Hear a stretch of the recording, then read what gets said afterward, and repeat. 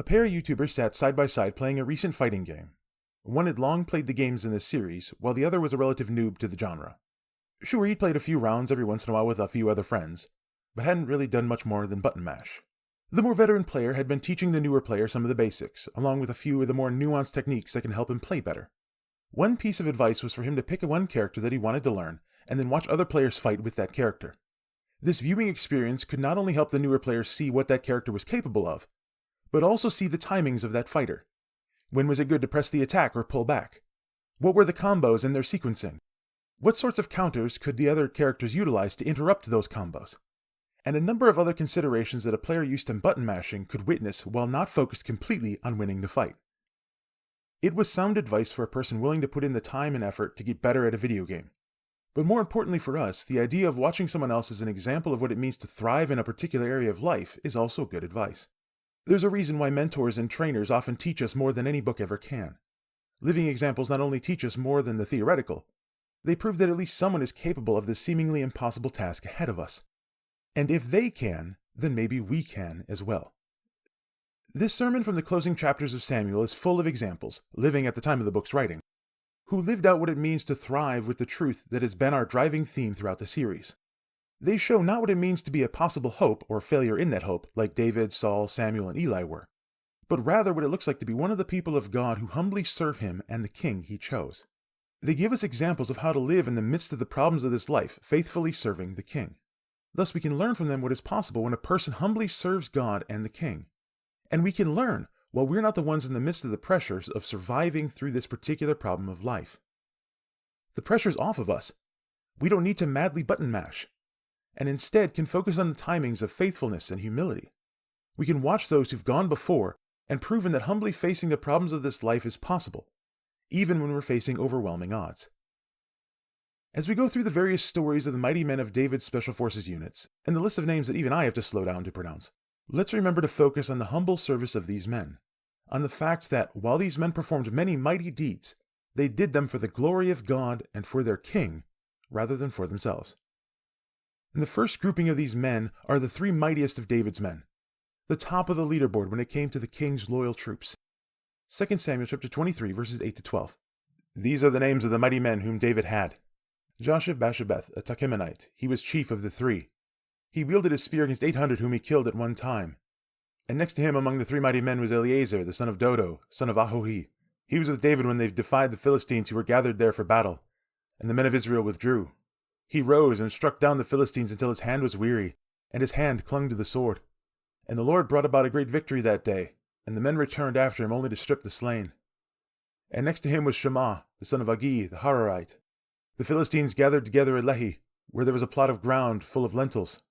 And the men fled from the Philistines, but he took his stand in the midst of the plot and defended it and struck down the Philistines.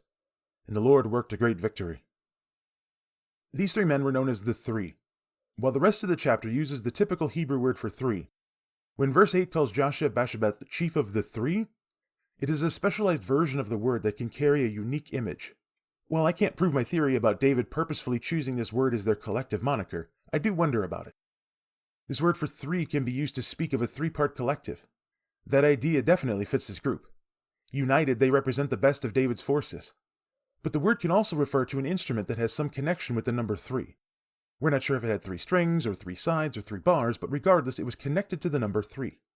And with David being a musician as well, the sweet psalmist of Israel, him using a musical term for them makes sense. There's also, fittingly, a third possible use of this word for three. In a war chariot, there were often 3 warriors. One was the driver of the chariot, one was the primary warrior, and the third, which was called by this word for three, was the shield carrier and armor bearer. They were the primary aid for the warrior, who in this case would be David. He could count on these 3 men to be right there with him in the thickest part of the battle. Whether or not there's a connection to this special use of a word that's not the normal one for 3, I don't know. But either way, these 3 men were a trio of special warriors for David. The first of the 3 was Josheb-Basshebeth. He's renowned for slaying 800 enemies in the same battle. Just him, his spear, and his God. David may have slain his 10,000s, but that was over many battle campaigns. Josheb-Basshebeth ran his spear through more than any other member of the army ever did during a single battle. He was top of the leaderboard for single battle kills. We're talking Dynasty Warriors numbers here. After him, we see Eleazar in verses 9 to 10. His battle prowess wasn't about the number of total kills, but rather about turning around from a retreat and fighting with every ounce of strength he had. Just him, his sword, and his God. Wave after wave of enemies Eleazar slew with his sword. The battle was so fierce that his hand had to be pried off of his sword after the battle was over. And after the rest of the Israelites realized what he had done, they also returned from the retreat. But it wasn't to fight like Eleazar had, but rather to strip the slain Philistines of their treasures. All they had left to do was loot the bodies. The third of the three was Shammah.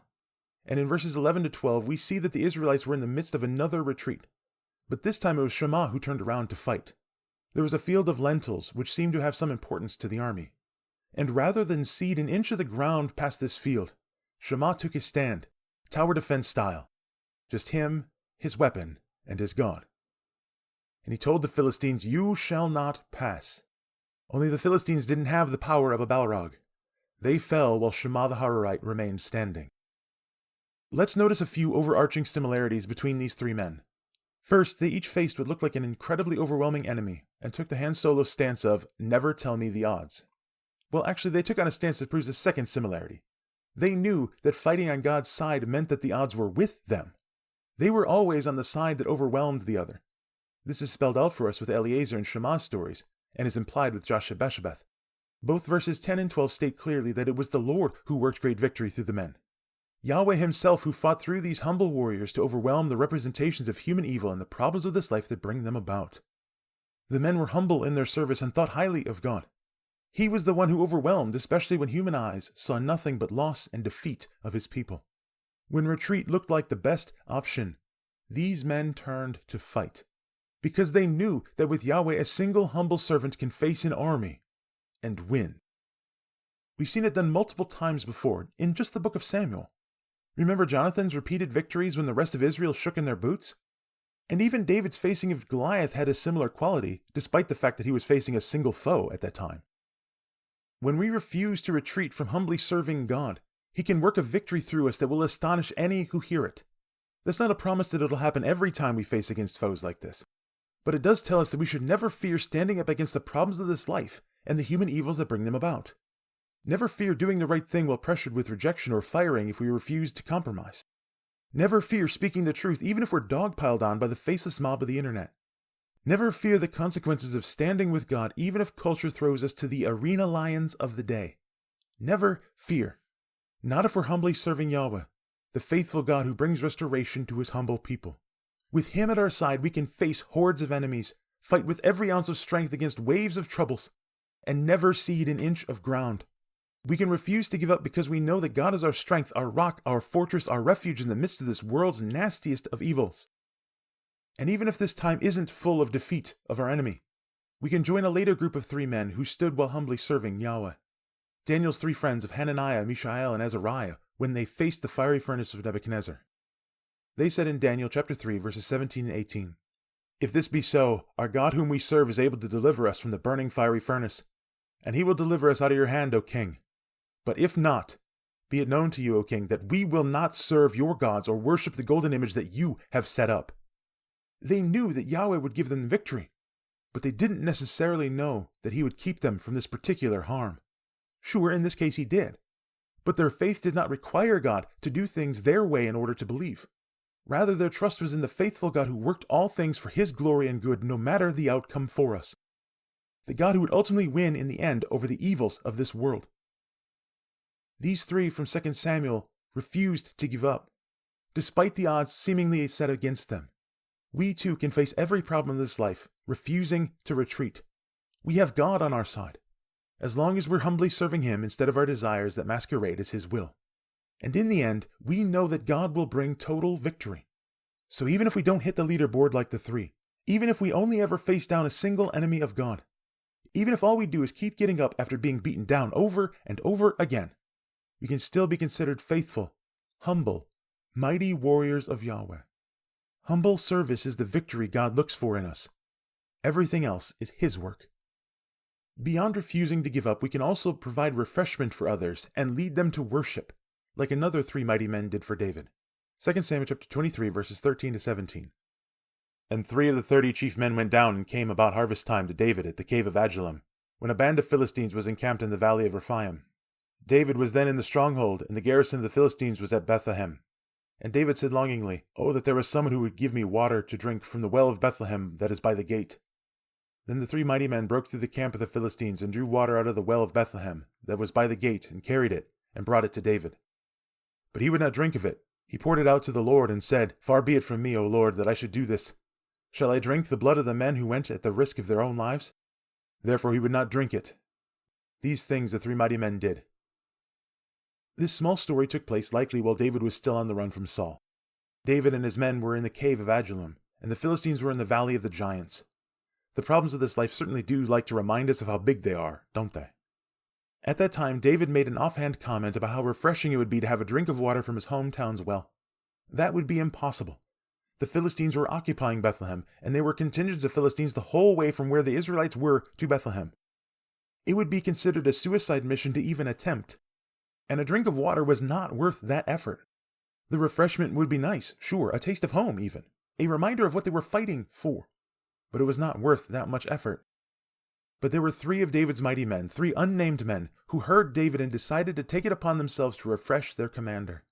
Such was the faithful loyalty of the king toward his men that the 3 decided to show him how much he meant to them. With a 25-ish mile round trip ahead of them, and Philistines the whole way, these 3 men went on a quest for a single cup of water, and returned successful. They went to the heart of enemy territory seeking only to refresh their king. Talk about humble might.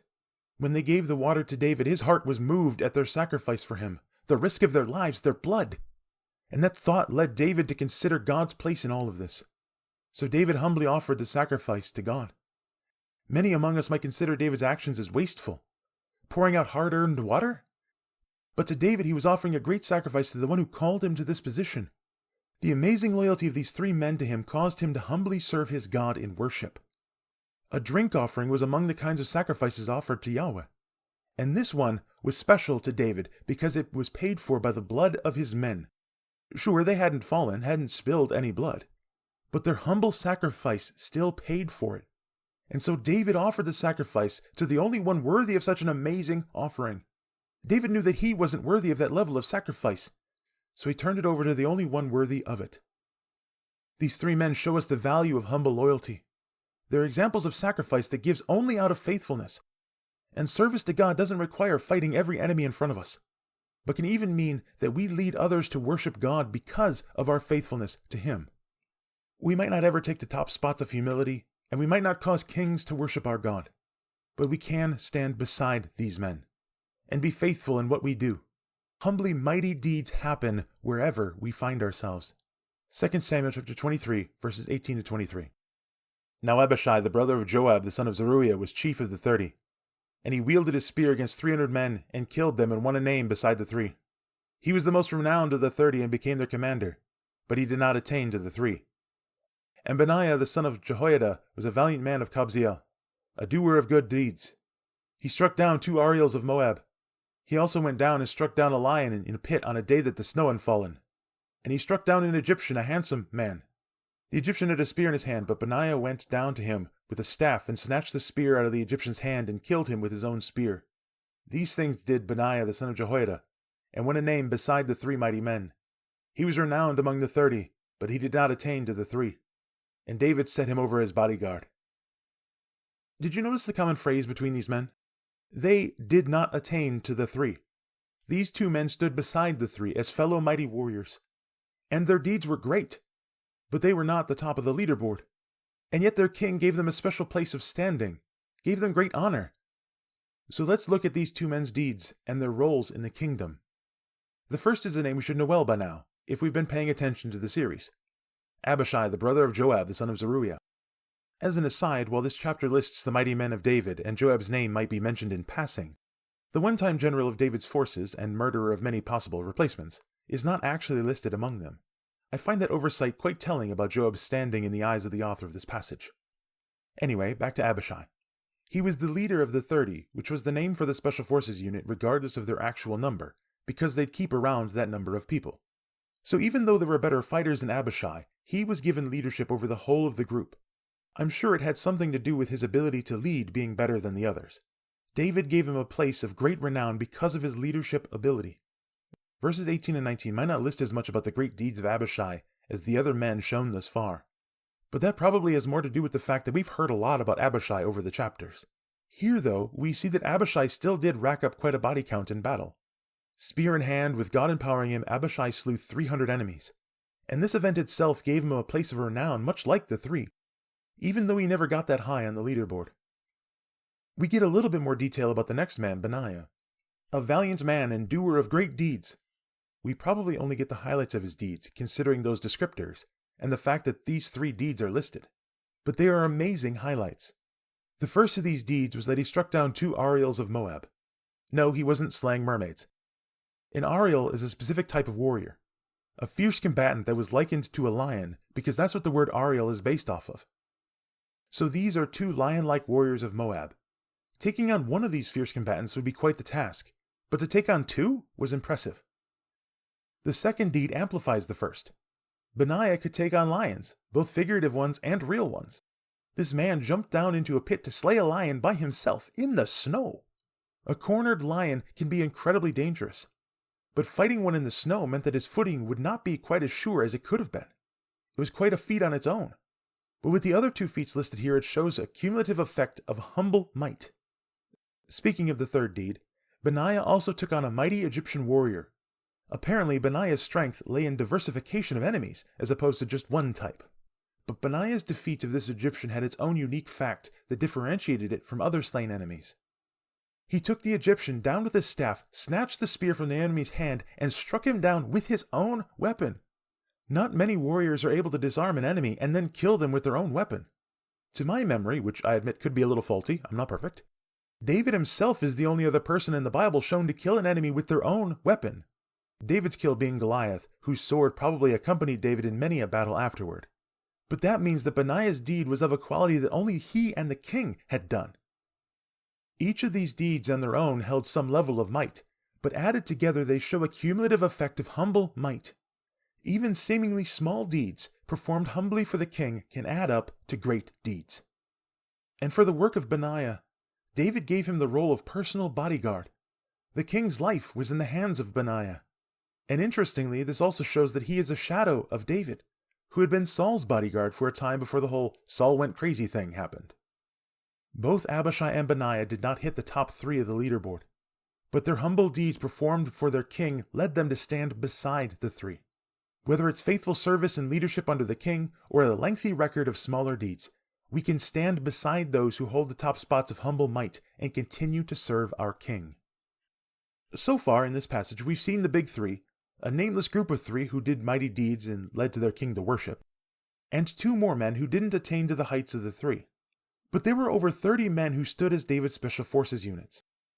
And I'm sure that the author of the book could have spent chapters listing out all of the humble and mighty deeds of these men. Further examples for us of what it means to work side by side with God's chosen king. But then we might consider that it was the deeds themselves that made them mighty, rather than their loyalty to David, and faithfulness to the God of Israel. So instead of listing their deeds, the author provided their names as examples of those humble enough to not need their deeds remembered in perpetuity. All we need to be is humbly faithful to be counted among the mighty. 2 Samuel chapter 23, verses 24 to 39. Asahel, the brother of Joab, was one of the 30. Elhanan, the son of Dodo of Bethlehem. Shema of Harad. Elika of Harad. Helez the Peltite. Ira, the son of Ikesh of Tekoa. Abiezer of Anathoth. Mabunai of the Hushathite. Zalman the Ahohite. Merari of Netophah. Heled the son of Baanah of Netophah. Ittai the son of Ribai of Gibeah of the people of Benjamin. Benaiah of Pirathon. Hiddai of the brooks of Gaash. Abialbon the Arbathite. Asmaveth of Bahurim. Aliaba the Shaalbonite. The sons of Jashin. Jonathan. Shema the Hararite. Ahiam the son of Sharar the Hararite. Eliphelet the son of Ahasbai of Maacah.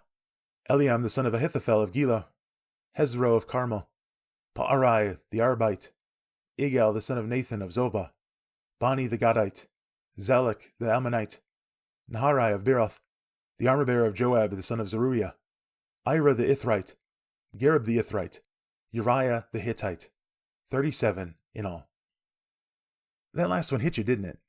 Uriah the Hittite? The mighty man of Israel's army who was sent to death by David because the king sinned with Bathsheba? If we had greater memories, we might have even felt that hit a little sooner. Because in verse 34 we see Eliam the son of Ahithophel of Gilo. Eliam was Bathsheba's father. And Eliam's father, Ahithophel, was the previous counselor of David who joined Absalom in his rebellion. The names are listed because these men were almighty warriors who humbly served under David. Some, I'm sure, led amazing lives with great battles behind them. But some, like Eliam and Uriah, were mistreated even by their own. Some faced problems of this life brought about by the evils performed by those they thought were friends. It's not fair. And many among us might want to scream out about how we've been hurt by our fellow followers of Jesus or even by our own family members. We thought we could trust them, but found ourselves facing friendly fire. Troubles and anxieties and battles that came from behind. I'm sure it doesn't make anything feel better. But I can say that the same God who empowers the mightiest of warriors to face down armies is right there with you too, empowering you to face those supposedly friendly fire. And he still counts you worthy of being listed among his mightiest. Being humbly faithful to God, serving his chosen king, won't keep us from the difficulties of life, but he will be with us through them and name us among the humble mighty. Whether top of the leaderboard or nameless worker of amazing deeds, whether given a special place for our service or merely remembered as one among the mighty, we should always remember that we are capable of facing the overwhelming difficulties ahead of us, as long as we join God in his mighty work, humbly serving him and our King. We have numerous examples to follow, plenty of others to watch, to see when to push the spiritual attack and when to fall back, to see what sort of spiritual combos that a mighty servant of God can do, and to see what counters the enemies might use against us if we had not realized the possibilities. We watch these examples while not under the stress of this life's difficulties, so that when we do face them, we will know what to do. What it looks like to be humbly mighty will look different from one spiritual warrior to the next, as different as the stories of these men in the passage. But the commonality among them all was that they stood with God and let him give them the victory. All they did was choose to be faithful, loyal, and humble in the face of every enemy, both single combatants and overwhelming armies. And because of that, God made them mighty. Whether we find ourselves on some list of faithful while in this life, or must wait to see God's list after Jesus returns, it doesn't really matter in the long run. Being on the list of God's mighty warriors is an amazing honor that he gives. So let's be willing to face whatever life throws at us. Just us, our abilities, and our God. Let's look for opportunities to lead others in the worship of God, even though it might look like a waste to many others. Let's be willing to stand beside other mighty humble warriors, without fear of comparison, whether our deeds are listed or not. And let's not allow the failings of our allies, the friendly fire of others, to keep us from serving our King, Jesus, who suffered so much for us so that we could be counted worthy and holy. Fight on, my brothers and sisters. Be humble before our King, and mighty before the troubles of this life. It is possible. Just look at this giant list of examples from whom we can learn.